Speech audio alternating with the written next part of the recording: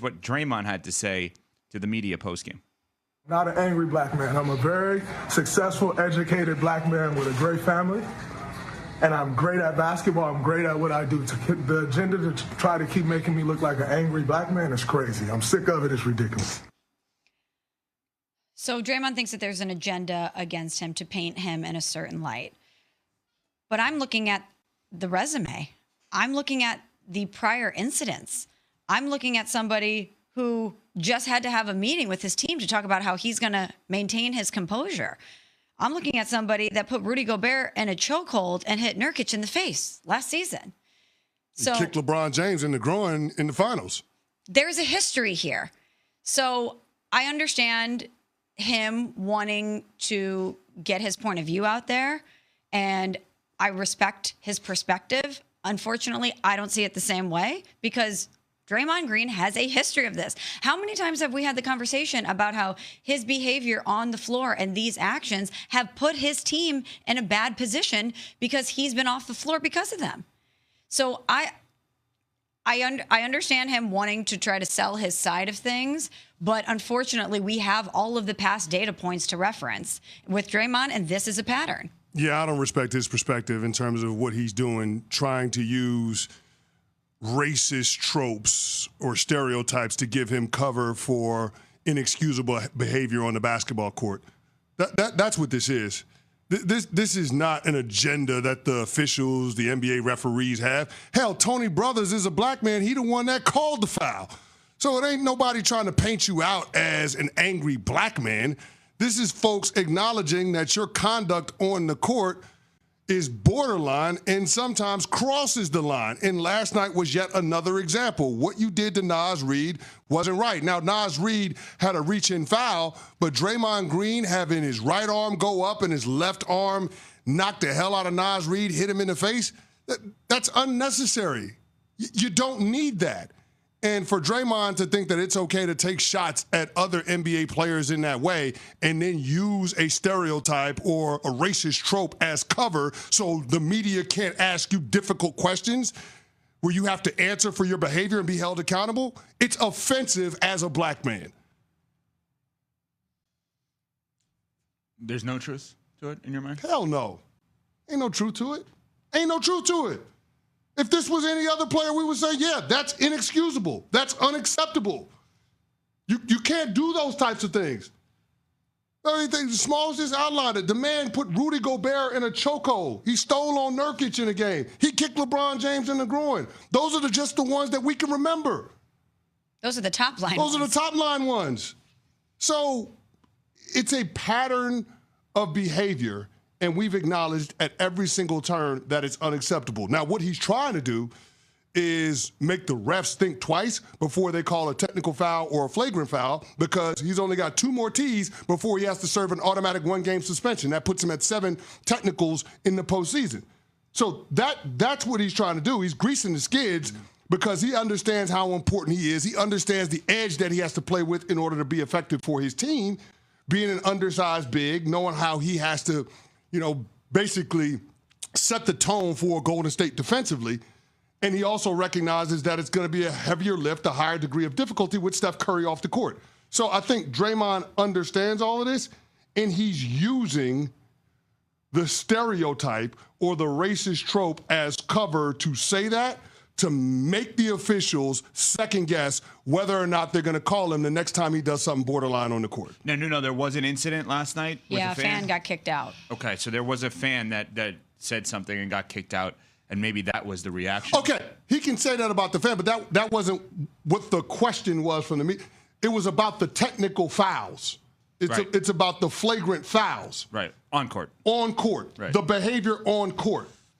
So I'm not saying how fans view him. I'm not saying what fans say to him. I'm just talking about the agenda that he thinks the NBA officials, the NBA refs, the league as a whole has in terms of trying to frame him as an angry black man. I completely reject that premise. I think it's ridiculous. Yeah. Just because I don't think we specifically said it, the fan did get kicked out for using a racial slur against Draymond. So I don't know if that was part of the approach that he took last night when asked about it because of that incident. Maybe that shaped the way that his response was. But unfortunately, we have the resume. We know, Draymond, that this is part of your game, a huge part of your game. Let's continue this conversation because there's more to this. And I'll just say right now, I don't think Draymond should change one bit. And I'll explain why coming up. I will explain first why I pick, and I have picked Wisconsin. Yeah, I could see, he had gotten pretty upset, and I just didn't want him to get another technical, so I took him out at that point. And I know he's going to have to be careful now. He's, is he 2 techs away? 5 techs and 2 flagrants, and So it's 7 and 4. So two more techs, he'll be suspended. Or 2 more flagrants, right? Yeah, so he's going to have to stay composed. Obviously, we need him. I'm confident that he will because he knows, he knows the circumstances.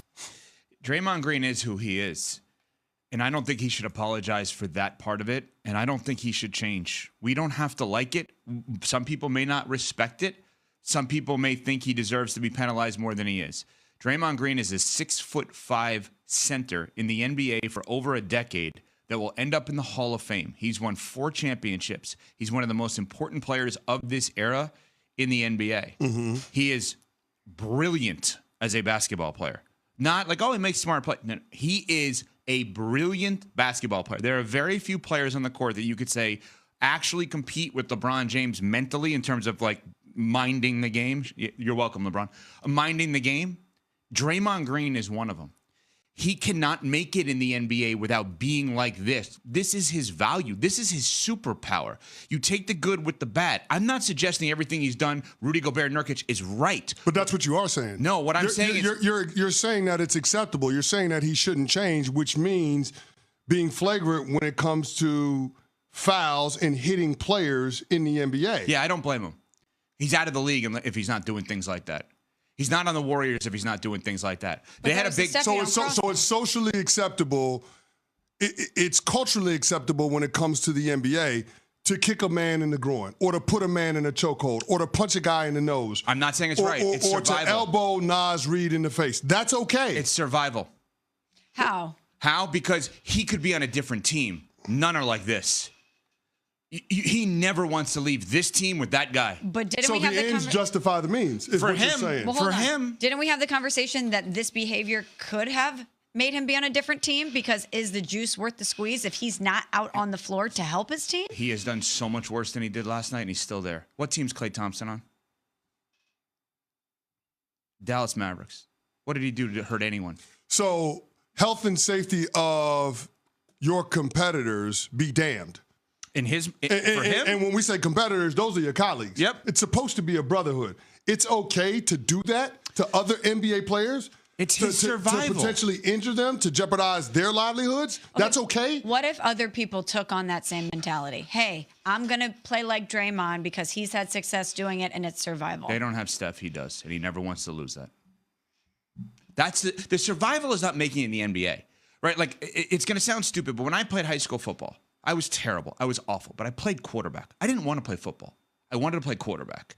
I had no interest in doing anything else but playing that position. If you told me, hey, you're not a quarterback anymore, which would have been better for the team, I'm out.